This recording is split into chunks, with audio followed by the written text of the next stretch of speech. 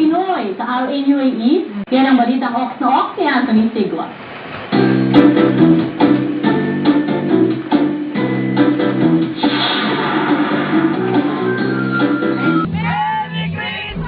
Pasko na naman.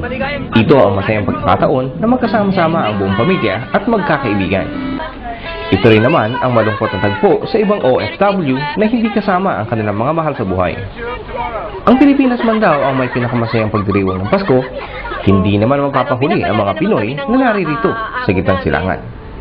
May iba't ibang paraan ang mga Pinoy kung paano ipagdiriwang ang Kapaskuhan, tulad na lang ng grupong ito. Understanding sila pagdating sa ganitong Christmas. Pero hindi lahat ng mga kababayan namin, ng mga katulong na libre sila. Kami lang ang nanandag. Masayang pinagsaluhan ang kanya-kanyang dalang pagkain.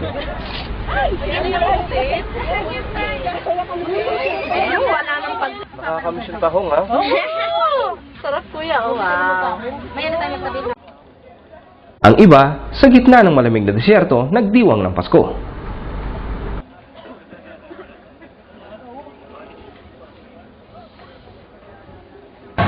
Ito naman ang unang pagkakataon na magsagawa ng Christmas party ang Desert Rock City Mission Church or DRCMC, isang bagong tatag na born-again Christian dito sa LA.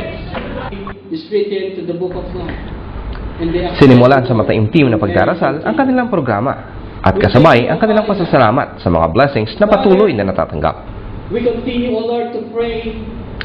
Iba-iba ang mababasa sa mga mukha ng kababayang ito. Kahit may mga ngiti sa kanilang mga labi, bakas pa rin ang pangungulila sa mga naiwang mahal sa buhay sa Pilipinas. Kaya gaano man kaabala sa ating mga trabaho o iba pang gawain, full attention or focus sa Panginoon ang mensahe ng dramang ito.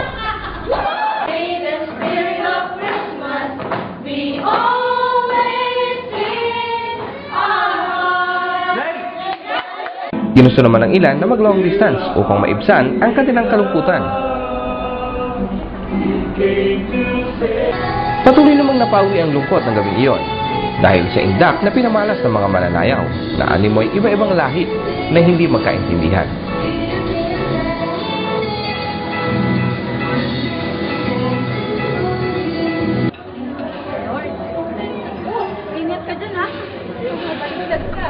At pagpatak ng alas 12 ng hating gabi, sabay-sabay na pinagsaluhan ang masasarap na pagkain.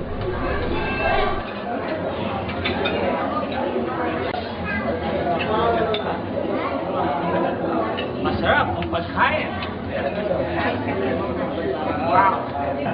In behalf of the RCMC UAE, binabati namin ang aming mga kapamilya sa Pilipinas ng maligayang Pasko at manigong pinagpalang bagong taon. Nagbabalita sa Middle East, Anthony Sigua, LA, United Arab Emirates.